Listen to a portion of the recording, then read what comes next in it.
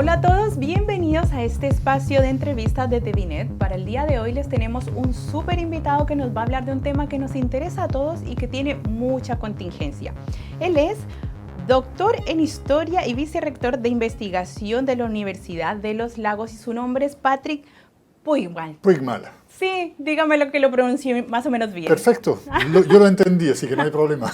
Muchas gracias, bienvenido No, gracias, Patrick. Gracias por la invitación. ¿Cómo ha estado? Bien, súper bien, ¿Sí? súper bien. ¿Mucho trabajo estos días? Sí, pero como siempre, estamos Como acostumbrados a trabajar harto.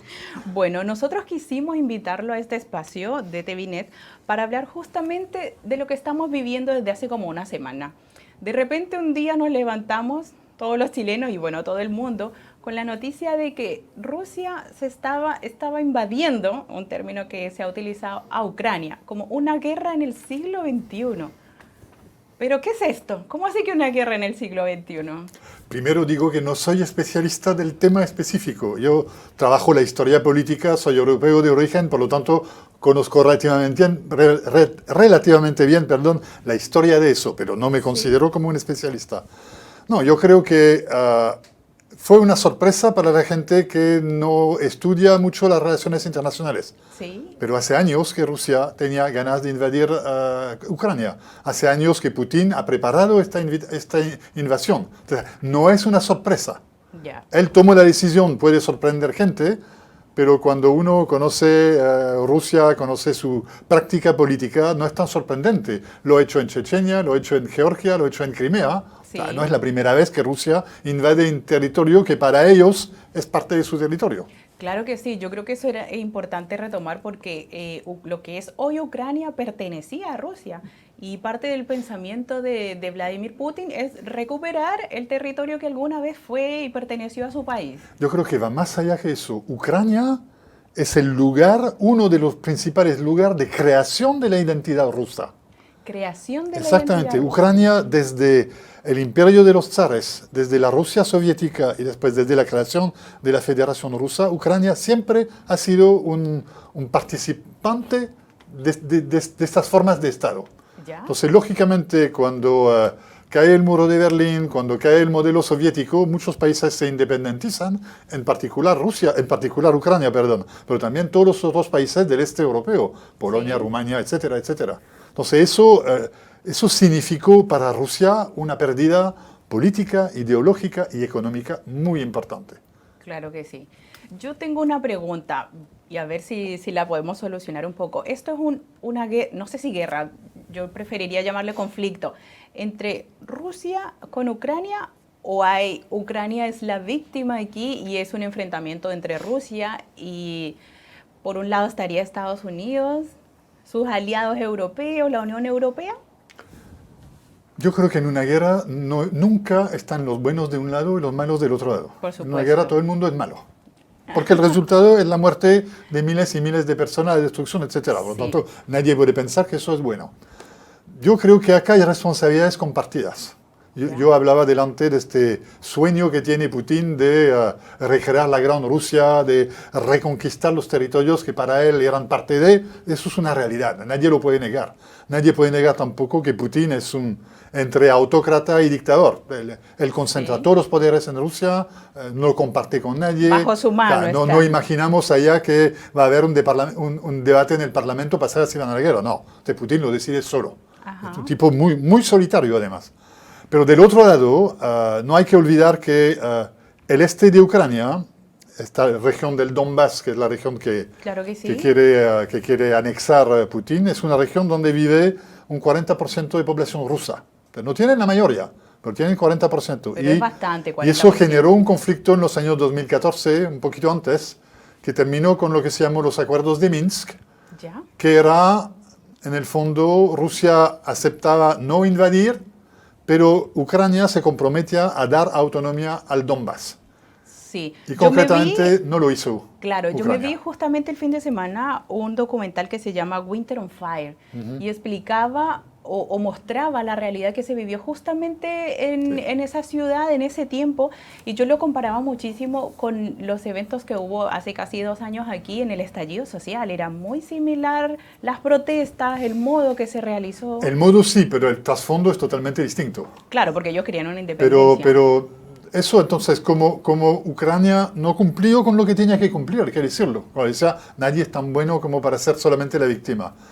Eso generó, por parte de los rusos que viven en el Donbass, la necesidad, según ellos, de rebelarse contra el sistema.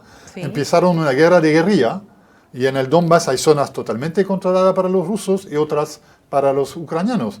Y esta zona, eso ha dado una razón a Putin para yo voy a proteger a los rusos. Sí. Que es una ridiculez total, se protegen solos, pero tienen armas rusas, tienen apoyo estratégico ruso, etc. Entonces, y de manera paralela, también no respetando tanto esos acuerdos de Minsk, Ucrania empezó a acercarse a la OTAN y también emitió su deseo de pertenecer a la Comunidad Europea. Y eso Putin no lo puede aceptar. No, lo porque pone tuvo que absolutamente... aceptarlo de todos los otros países del este, de los países bálticos. Y para él es insoportable eso, hay que entenderlo. Dice que lo pone en riesgo. A mí me parece ridícula esta afirmación, porque ¿qué en riesgo si Rusia es el país más grande del mundo, más poderoso del mundo, que tiene la potencia militar más grande? No es la pulga Ucrania que lo pone en peligro, ni es Europa que lo pone en peligro. Hoy día ni Estados Unidos lo pone en peligro. Simplemente él quiere, es un tema identitario, más que todo. Ya. Eso es nuestro y lo voy a recuperar. Pero como lo decía, tanto la Comunidad Europea como Estados Unidos no hicieron lo que tenían que hacer para evitar eso. Entonces hay una responsabilidad colectiva. Bajo ese pensamiento que podríamos pensar, vale decirlo, que tiene Putin de lo voy a recuperar, ¿qué costo les puede significar a Rusia ese lo voy a recuperar? Le puede significar un costo probablemente muy superior a lo que pensaba, por 2 razones. Primero, pensaba que en 2 días iba a controlar Ucrania. Estamos a 1 semana, todavía no controla ninguna ciudad importante, está cercando Kiev, pero todavía no lo toma. Sí. Y hay una resistencia a Ucrania muy fuerte. Que tal vez no se pensaba.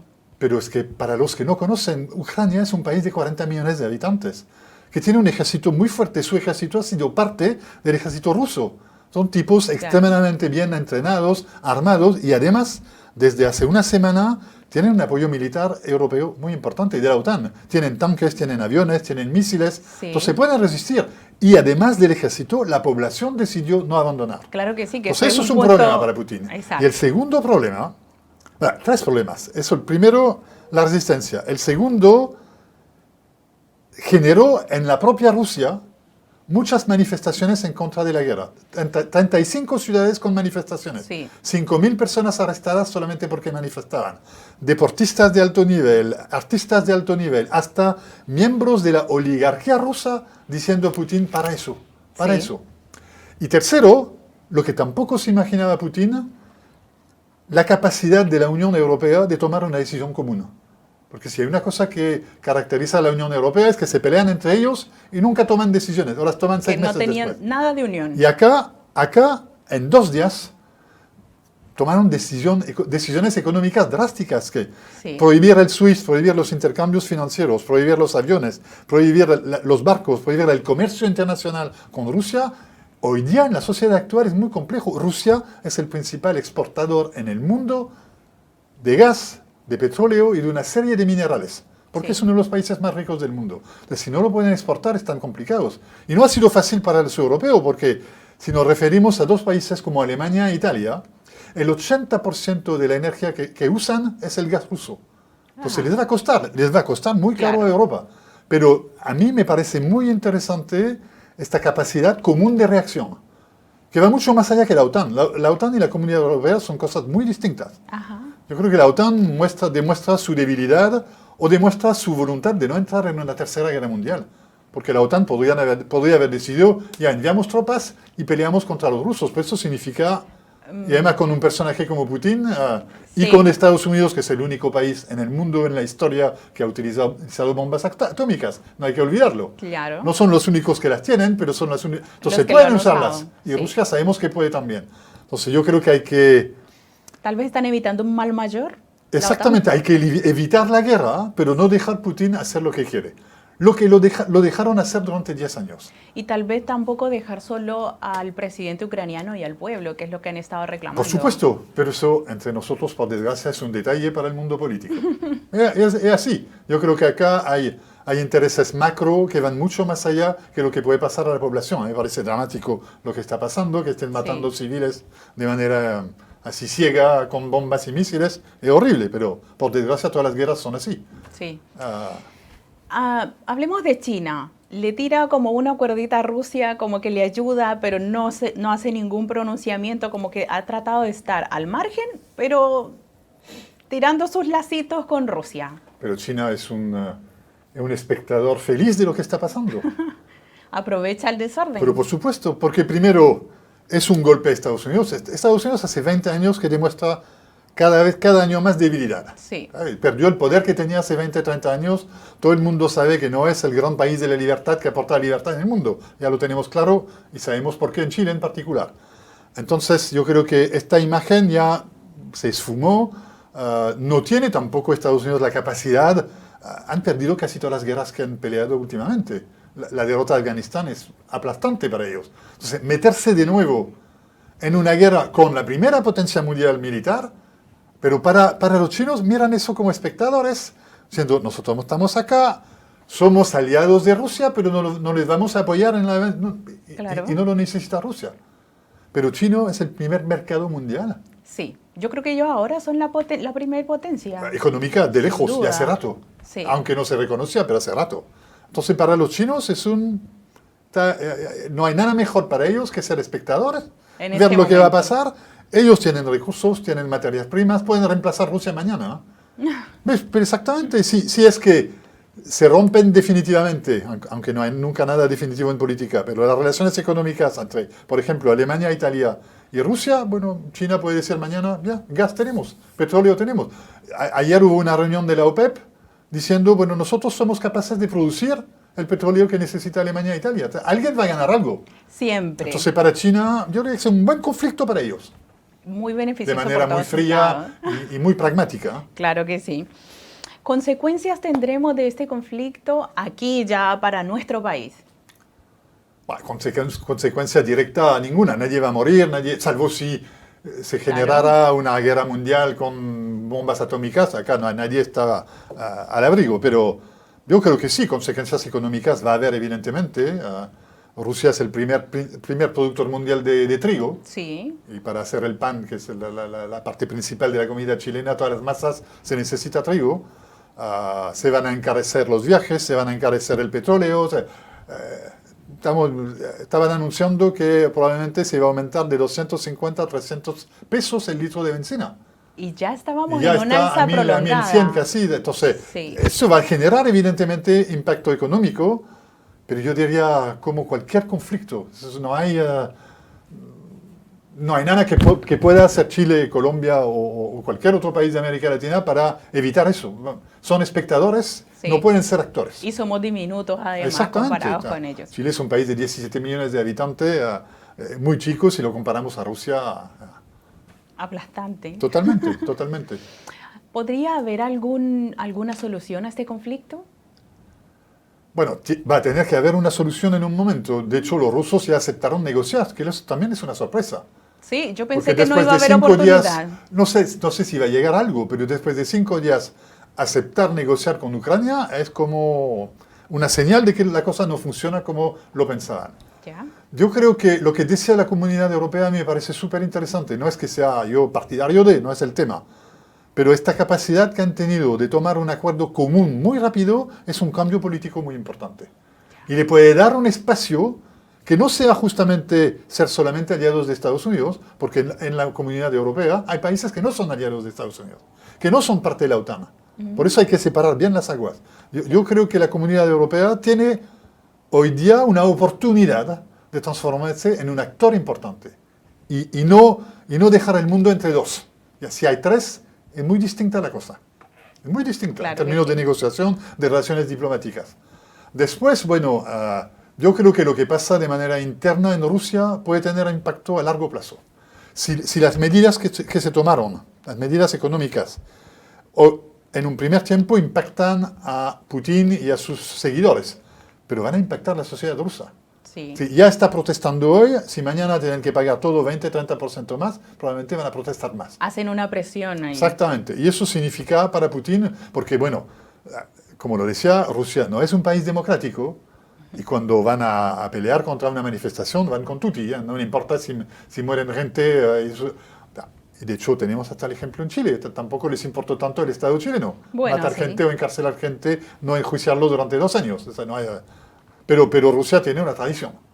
Tiene una tradición. Entonces yo creo que las 3 cosas que veo, primero va a reforzar esta unidad europea, que puede ser interesante, confirma un poco la debilidad de Estados Unidos y puede significar en un momento problemas internos para Rusia.